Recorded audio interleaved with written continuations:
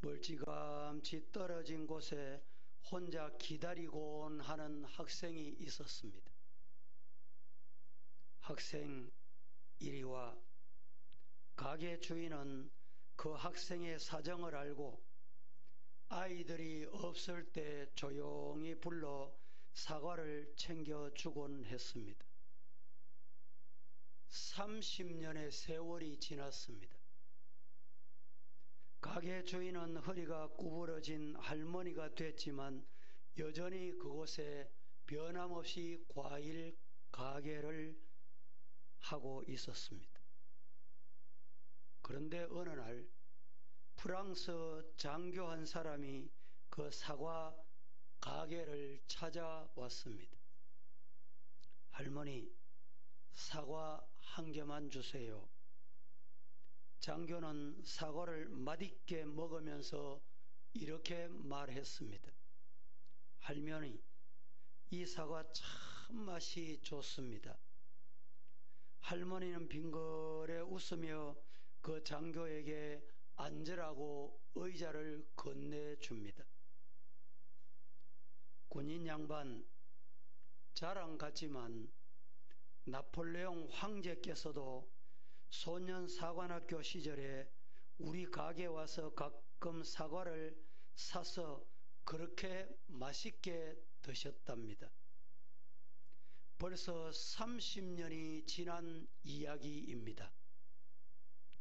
할머니, 그분은 가난해서 항상 할머니께서 그냥 주신 사과를 얻어 먹었다고 하던데요. 이 말을 들은 할머니는 손사래를 치면서 이렇게 말했다고 합니다. 아니야. 그건 군인 양반이 잘못 알고 있는 거야. 그때 그 학생은 돈을 꼭 내고 사 먹었지. 한 번도 그냥 얻어 먹은 일은 절대 없었다네.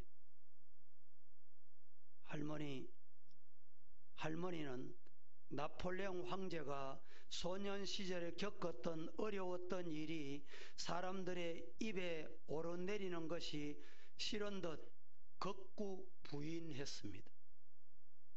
그러자 그 장교가 다시 묻습니다. 할머니, 혹시 지금도 그분의 소년 시절 얼굴을 기억하시고 계십니까? 그 말을 들은 할머니는 눈을 지그시 감고 천천히 고개를 끄덕끄덕였습니다. 가난했던 황제가 자신이 준 사과를 맛있게 먹던 추억을 더듬는 듯 했습니다. 장교는 먹던 사과를 의자에 내려놓고 할머니의 손을 두 손으로 살포시 감싸 쥐었습니다. 할머니, 제가 바로 그 소년입니다. 예? 당신이 나폴레옹 황제시라고요? 네, 제가 바로 30년 전에 할머니께서 주신 사과를 맛있게 먹었던 보나파르트 나폴레옹입니다. 그때의 그 사과 맛을 언제나 기억하고 있었습니다. 그때 그 사과를 먹으면서 저는 세상의 따스함을 느꼈고 언젠가는 할머니에게 은혜를 갚아야 되겠다 몇 번이곤 다짐했었습니다. 그렇게 말하는 나폴레옹은 눈에 눈물이 흘렀고 황제의 손을 잡고 어찌할 줄을 모르는 할머니 눈에도 눈물이 흘러내렸다고 합니다. 나폴레옹 황제는 금화가 가득 든 상자를 할머니 손에 쥐어주면서 이렇게 말합니다. 지금에야 그 사과값을 드립니다. 제 얼굴이 새겨진 금화입니다. 제가 세상의 따스함을 느끼게 해주셔서 정말 감사합니다, 할머니. 라는 것이었습니다. 어떻습니까? 잠언은 이렇게 말합니다. 잠언 19장 21절에 사람의 마음에는 많은 계획이 있어도 오직 여호와의 뜻만이 완전히 서리라. 믿으시기를 축복합니다. 제가 오늘 일부 예배 때 잠시 말씀을 드리다가 지나간 것이 있습니다. 우리나라 정당이 많이 있습니다. 국회의원을 가진 정당도 있고 국회의원이 없는 정당도 있습니다. 그 중에 정의당이라는 당이 있습니다. 금년 4월 국회의원 선거 공약 중에 차별금지법 제정을 그 당에서 들고 나왔다고 합니다. 차별금지법은 기독교인들에게는 복음을 전하지 못하게 하는 족쇄와 같은 것입니다. 이번 지역구가 아마 일산인 것 같습니다. 일산에서 열린 차별금지법 제정 찬반 모임이 있었다고 합니다.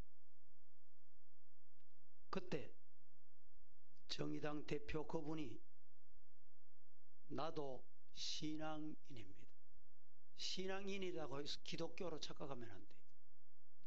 나도 신앙인입니다. 카톨릭 신앙을 가진 나로서 정치인이기 전에 종교인으로 고심이 있습니다. 라고 말하면서 기독교 연구원 느헤미야 김건주 교수의 글도 읽어봤습니다. 생물학적, 의학적으로 동성애에 대한 의견이 다양한 사실을 알았습니다.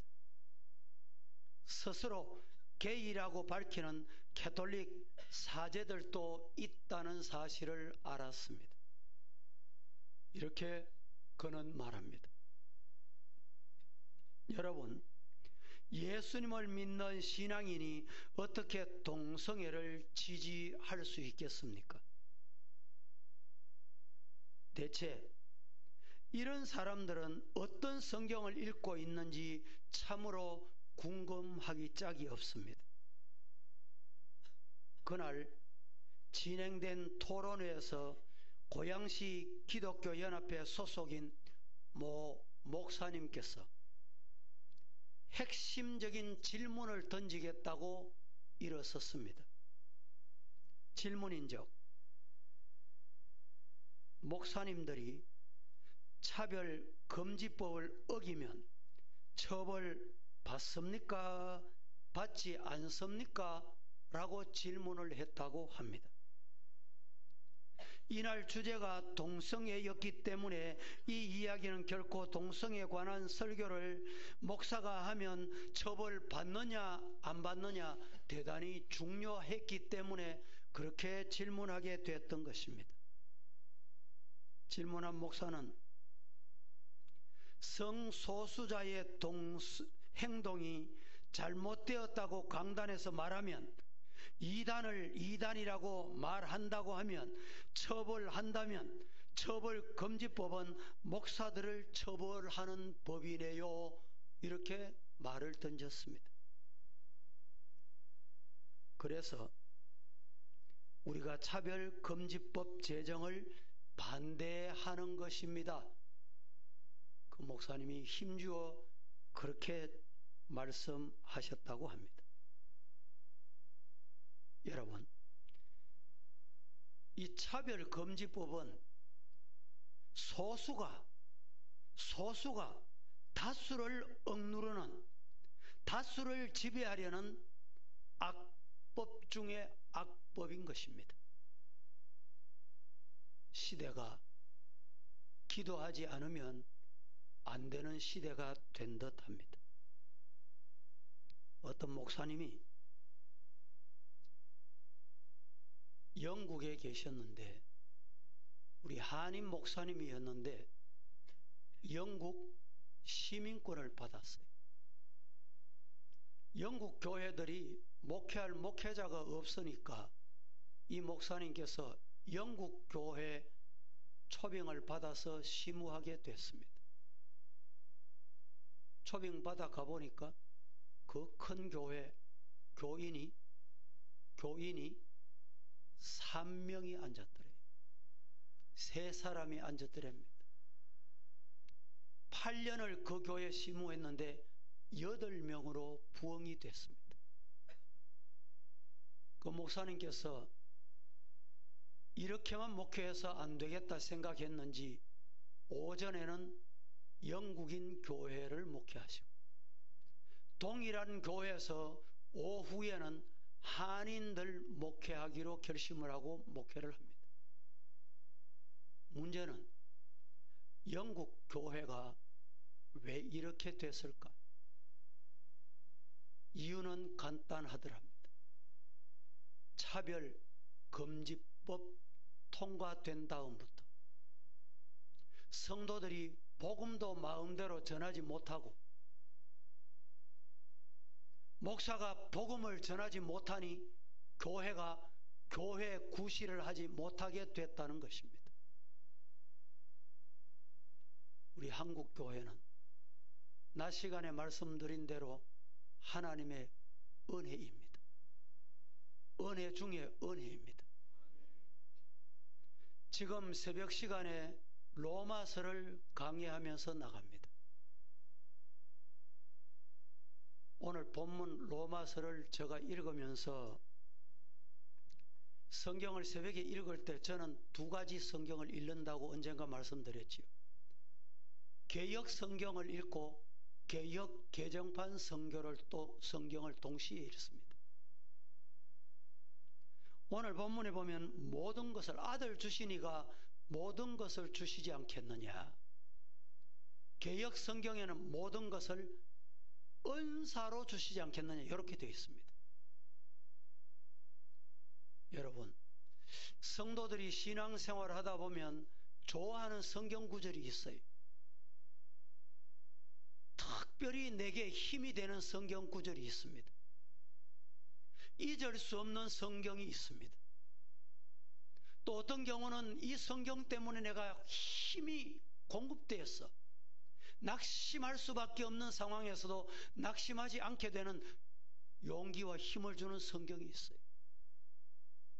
저는 그 많은 성경 구절 중에 바로 로마서 8장 오늘 32절 말씀이 저게는 바로 그 말씀에 해당되는 것 중에 하나라 이렇게 말씀드릴 수 있습니다.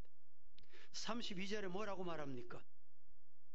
자기 아들을 아끼지 아니하시고 우리 모든 사람을 위하여 내주시니가 어찌 그 아들과 함께 모든 것을 우리에게 따라하십시다. 은사로 주시지 않겠느냐. 여기에 은사로 주시지 않겠느냐, 은사로 준다. 이 말 은사는 카리조나이 헬라말로. 이 카리조나이라는 말이 무슨 뜻이냐? 무엇 때문에? 그리스도 안에 모든 것이 선물이 되더라. 그리스도 때문에 모든 것이 선물이다. 이런 말입니다. 모든 것을 주시지 않겠느냐? 모든 것 속에는 좋은 것만 들어있는 게 아닙니다. 내가 원하는 것만 들어있는 게 아닙니다.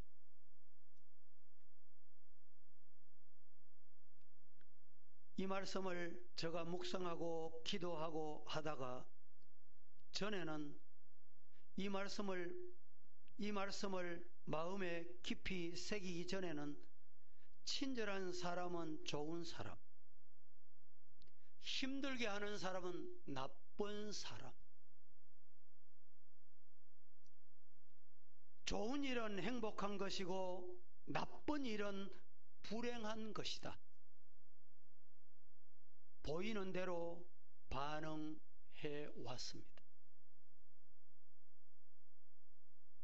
좋은 일은 기뻐했고 나쁜 일은 짜증스러웠습니다. 항상 기뻐하라, 범사에 감사하라는 말씀은 그렇게 되도록 노력하라 라는 말씀으로 이렇게 들려왔을 것입니다. 그런데 이 32절을 묵상하던 어느 날 모든 것이 하나님께로부터 왔다. 모든 것이 하나님께로부터 왔다. 시작. 하나님께로부터 왔다는 말은 무슨 말입니까? 하나님이 주신 선물이다.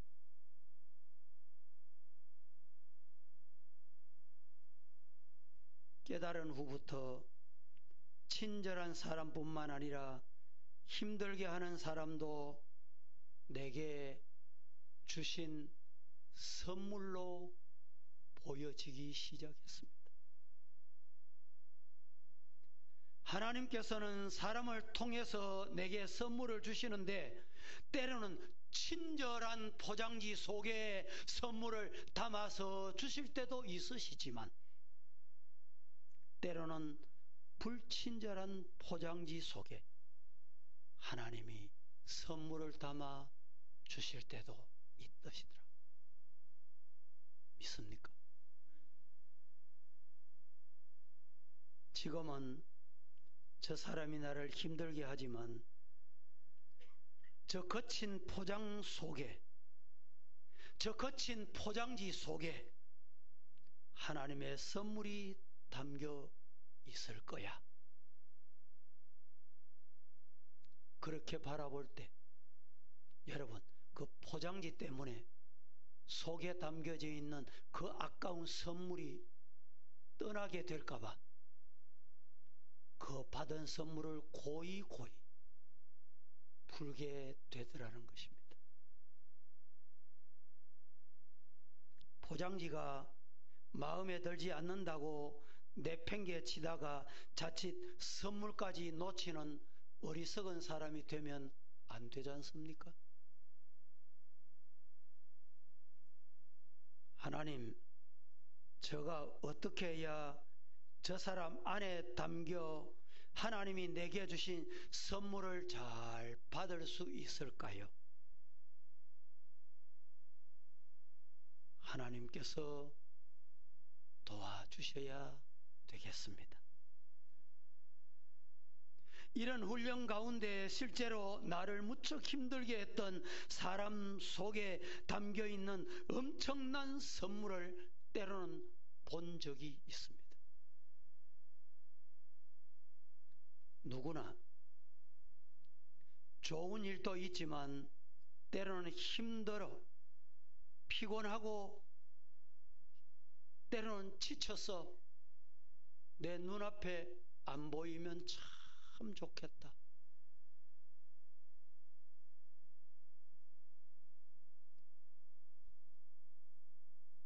괴로움 때문에 마주할 날이 가까우면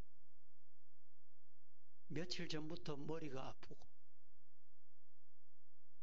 입맛이 없고 이런 경험을 하신 적이 없으십니까?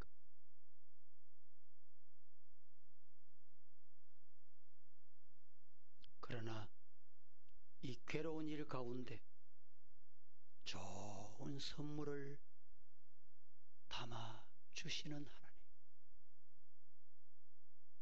그 하나님 여러분 믿으시기를 축복합니다. 하나님은 불행하기만 할 것 같던 그 사건을 통해서 때로는 귀하고 귀한 선물을 담아서 우리에게 안겨주시더라는 겁니다. 우리는 그리스도 안에서 새로운 인생이 됐습니다.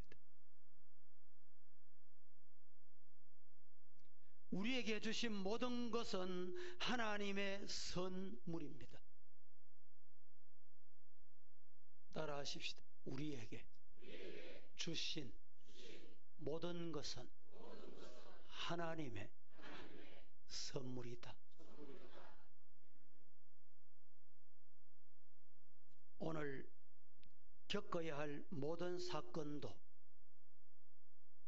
지금 내가 당하고 있는 크고 작은 일도 선물로 여기면 뭐 할 수 있을까요?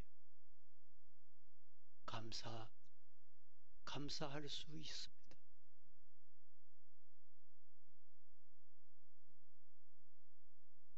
포장지가 어떠하든지 그 안에, 그 속에는 언젠가 하나님의 멋진 선물이 내 눈앞에 나타날 거야.